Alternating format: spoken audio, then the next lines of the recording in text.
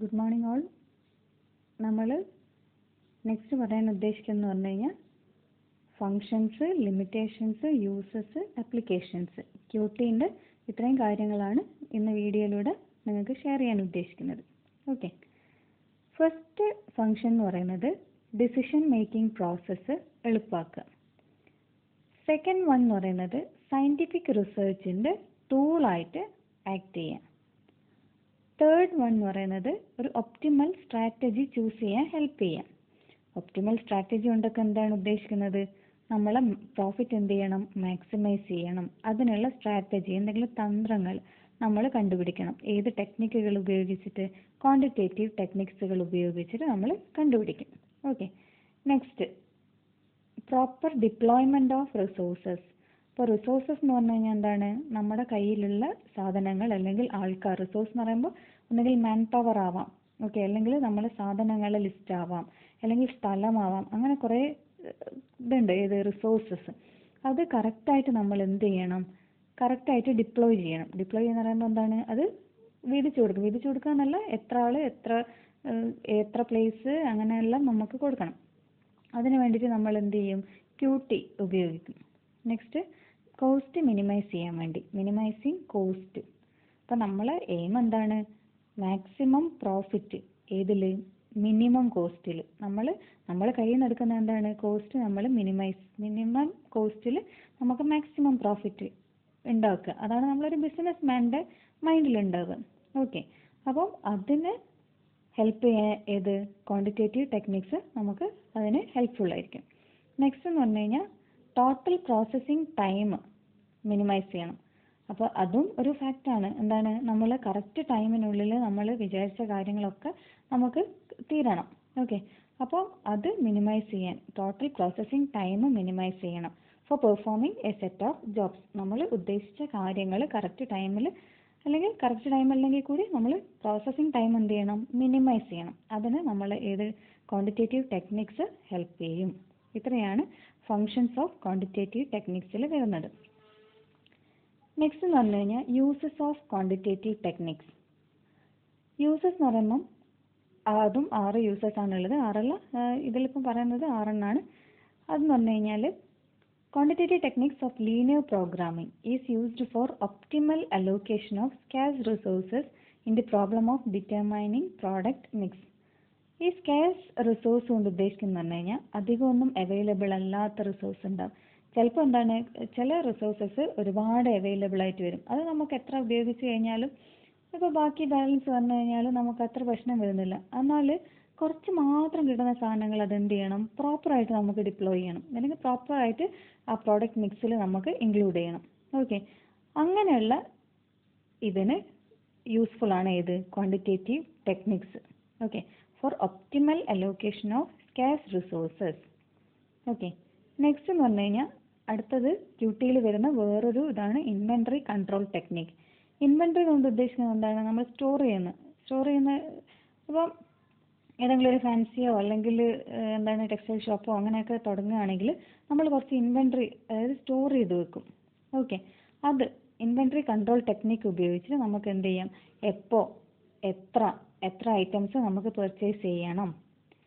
Okay, എന്തിനു വേണ്ടിയിട്ട്? So as to maintain a balance between, അതായത് ഹോൾഡിംഗ് കോസ്റ്റ് നമുക്ക് കുറക്കണം. അപ്പോൾ ഹോൾഡിംഗ് കോസ്റ്റിനനുസരിച്ചും ഏതിനും cost of ordering the inventory, അതൊരു ബാലൻസ്. അത് ബാലൻസ് ചെയ്താൽ മാത്രമേ നമ്മളെ ബിസിനസ് സക്സസ് ആവുള്ളൂ. ബിസിനസ് സക്സസ് ആവുക എന്നല്ല, എന്താണ്? അത് കറക്റ്റിൽ കൊണ്ടുപോകാൻ പറ്റുള്ളൂ. ഓക്കെ, അങ്ങനെയുള്ള ടെക്നിക്കാണ് ഇത് വരിക, inventory control techniques. Okay, third one എന്ന് പറഞ്ഞു കഴിഞ്ഞാൽ അടുത്ത ടെക്നിക്കാണ് CPM PERT. അങ്ങനെ 2 ടെക്നിക്കുകൾസ് ഉണ്ട്. അതെന്തിനു വേണ്ടിയിട്ടാന്ന് പറഞ്ഞു കഴിഞ്ഞാൽ ഏർലിയസ്റ്റ് ടൈമും ലേറ്റസ്റ്റ് ടൈമും കണ്ടുപിടിക്കാൻ വേണ്ടിയിട്ട്. ഏർലിയസ്റ്റ് ടൈമും ലേറ്റസ്റ്റ് ടൈമും, അതായത് എത്ര മുന്നേ തുടങ്ങാം അല്ലെങ്കിൽ എത്ര ലേറ്റസ്റ്റ് ടൈം. അതുകൊണ്ട് അതൊക്കെ ഏതിലെ ടെക്നിക്കാണ്? ക്വാണ്ടിറ്റേറ്റീവ് ടെക്നിക്സിൽ വരുന്നതാണ് ഏത്? CPM-ഉം PERT-ഉം. ഓക്കെ, നെക്സ്റ്റ് വരുന്നതാണ് decision tree analysis and simulation technique. അതും ഏതിൽ വരുന്നതാണ്? ക്യൂട്ടിയിൽ വരുന്ന 2 ടെക്നിക്കുകളാണ്. എന്തിനു വേണ്ടിയിട്ട്? To help the management in taking the best possible course of action under the condition of risk and uncertainty. അപ്പോൾ റിസ്ക് അല്ലെങ്കിൽ അൺസർട്ടൈനിറ്റി, നമുക്കൊന്നും അതിനെപ്പറ്റി യാതൊരു അറിവും ഇല്ല എന്ന് വിചാരിക്കുക. ഞാനൊരു പുതിയൊരു ബിസിനസ് തുടങ്ങുകയാണ്, അപ്പോൾ മുന്നേ അതാരും ചെയ്തിട്ടില്ല, അപ്പോൾ അതൊരു റിസ്ക് ആണ്. അപ്പോൾ അവിടെ ക്ലിക്ക് ആവുമോ, അങ്ങനെയുള്ളതെല്ലാം നമ്മളെ മൈൻഡിലേക്ക് വരണം. അപ്പോൾ അങ്ങനെയുള്ള സന്ദർഭങ്ങളിൽ നമ്മൾ ഏത് ഉപയോഗിക്കും? ഡിസിഷൻ ട്രീ അനാലിസിസും സിമുലേഷൻ ടെക്നിക്കുകളുമാണ് നമ്മൾ ഉപയോഗിക്കുന്നത്. ഓക്കെ, നെക്സ്റ്റ് അടുത്തതാണ് ക്യൂയിങ് തിയറി. ഇതൊക്കെ ഏതിലെയാണ്? QT കുറേയധികം ടെക്നിക്സ് ആണ്. അതായത് ക്വാണ്ടിറ്റേറ്റീവ് ടെക്നിക്സിൽ കുറേയധികം, ഇപ്പോൾ CPM, PERT, അങ്ങനെ inventory replacement theory, queuing theory, അതൊക്കെ ഇതിൽ വരുന്നതാണ്. അത് എന്തിനു വേണ്ടിയിട്ടാണ്? Minimise the cost of waiting. ഈ പേര് പറയുന്നത് പോലെ തന്നെ ക്യൂയിങ് തിയറിയാണ്, ക്യൂ ആണ്. To minimise the cost of waiting and servicing of the customers in queues. അപ്പോൾ ക്യൂവിലുള്ള കസ്റ്റമേഴ്സിനൊക്കെ നമ്മൾ എന്ത് ചെയ്യണം? കറക്റ്റ് കോസ്റ്റ് ഓഫ് വെയിറ്റിംഗ് നമ്മൾ മിനിമൈസ് കോസ്റ്റ് ഓഫ് വെയിറ്റിംഗ് നമ്മൾ എന്ത് ചെയ്യണം? കുറക്കണം. അതൊക്കെ ക്യൂയിങ് തിയറി വെച്ചിട്ടാണ് നമ്മൾ റെഡിയാക്കുക.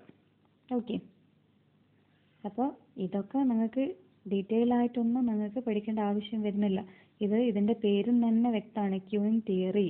അപ്പോൾ ക്യൂവിലുള്ള കസ്റ്റമേഴ്സിന് നമ്മൾ എന്ത് ചെയ്യണം? അതിൻ്റെ കോസ്റ്റ് ഓഫ് വെയിറ്റിംഗ് നമുക്ക് കുറക്കണം, അതിന് നല്ലൊരു സർവീസ് പ്രൊവൈഡ് ചെയ്യണം.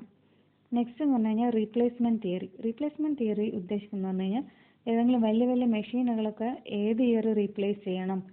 അപ്പോൾ മെയിൻ്റനൻസ് കോസ്റ്റ് നമ്മൾ മെയിൻ്റനൻസ് കോസ്റ്റ് കുറച്ചിട്ട് നമ്മൾ എന്ത് ചെയ്യണം? മെയിൻറ്റെയിൻ ചെയ്യേണ്ട കോസ്റ്റ് ഒരുപാടായി കഴിഞ്ഞാൽ ആ മെഷീൻ കൊണ്ട് നമുക്ക് വലിയ ഉപയോഗം കിട്ടുന്നില്ല. അപ്പോൾ നമ്മൾ എന്ത് ചെയ്യും? ആ ടൈമിൽ അത് റീപ്ലേസ് ചെയ്യും.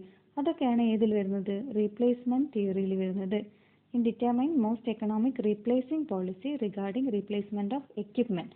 അതാണ് ഞാനിപ്പോൾ പറഞ്ഞത്. ഏതെങ്കിലും ഒരു മെഷീൻ എക്യുപ്മെൻ്റ് ആണ്, ഏതെങ്കിലും ഒരു മെഷീനോ കാര്യങ്ങളോ അത് റീപ്ലേസ് ചെയ്യണം.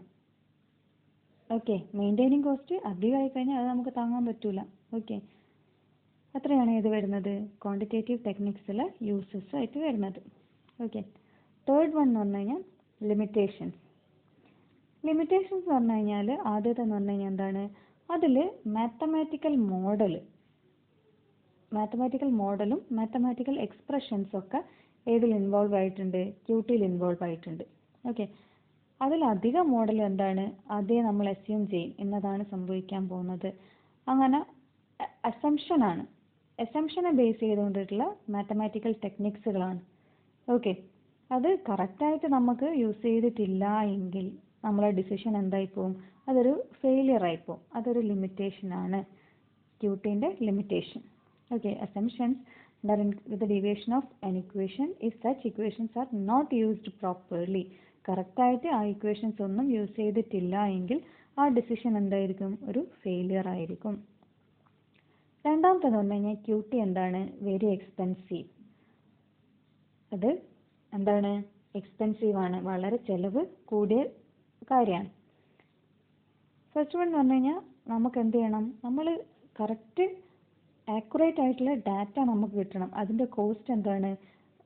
എക്സ്പെൻസീവ് ആണ്.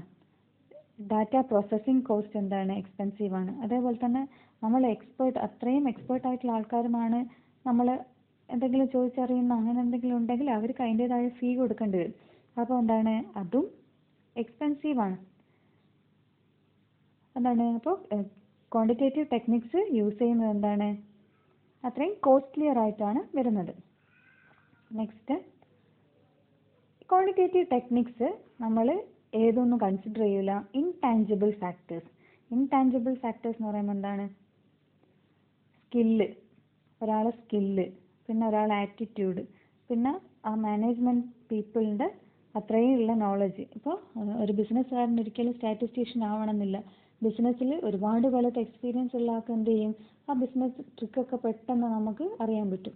പക്ഷെ അതൊന്നും ഏതിൽ യൂസ് ചെയ്യുന്നില്ല? QTയിൽ നമ്മൾ യൂസ് ചെയ്യുന്നില്ല. അതാണ് do not consider intangible factors such as skill, attitude and expert knowledge of management people. Okay, next ഒരു ലിമിറ്റേഷൻസ് ആണ് ഇത് വെറും ടൂള് മാത്രമാണ്, ഡിസിഷൻ മേക്കിങ്ങിൻ്റെ ടൂള് മാത്രമാണ്. അതൊരിക്കലും എന്താവുന്നില്ല? ഡിസിഷനായിട്ട് മാറുന്നില്ല. ഓക്കെ, അതൊക്കെയാണ് വരുന്നത്? ഇതിൻ്റെ ലിമിറ്റേഷൻസ് ആയിട്ട് വരുന്നത്. Okay, last one application of quantitative techniques in ബിസിനസ്സിലെ കുറച്ച് ആപ്ലിക്കേഷൻസ് ആണ് പറയുന്നത്. First one production scheduling, purchase and maintaining inventory decision, finance, manpower planning and job assignment, marketing, research and development, agriculture. ഇത്രയാണ് ഏതിൻ്റെ ആപ്ലിക്കേഷൻ ആയിട്ട് വരുന്നത്? ക്വാണ്ടിറ്റേറ്റീവ് ടെക്നിക്സിൻ്റെ ആപ്ലിക്കേഷൻ ഏതിൽ? ബിസിനസ്സിലുള്ള application ആയിട്ട് വരുന്നത്. ഓക്കെ, ക്ലിയർ അല്ലേ?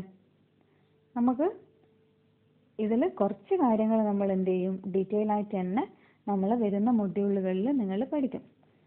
കുറേ അധികം കാര്യങ്ങൾ ഇതിൽ പറഞ്ഞിരിക്കുന്ന കാര്യങ്ങൾ നമ്മൾ, അതായത് റീപ്ലേസ്മെൻറ്റ് തിയറി, ക്യൂയിങ് തിയറി, പിന്നെ simulation theory, inventory control technique, അങ്ങനെ കുറച്ച് കാര്യങ്ങളൊന്നും നിങ്ങൾക്കിപ്പോൾ ഡീറ്റെയിൽ ആയിട്ടുള്ള നമുക്ക് ആവശ്യം വരുന്നില്ല, സിലബസിൽ ആവശ്യം വരുന്നില്ല.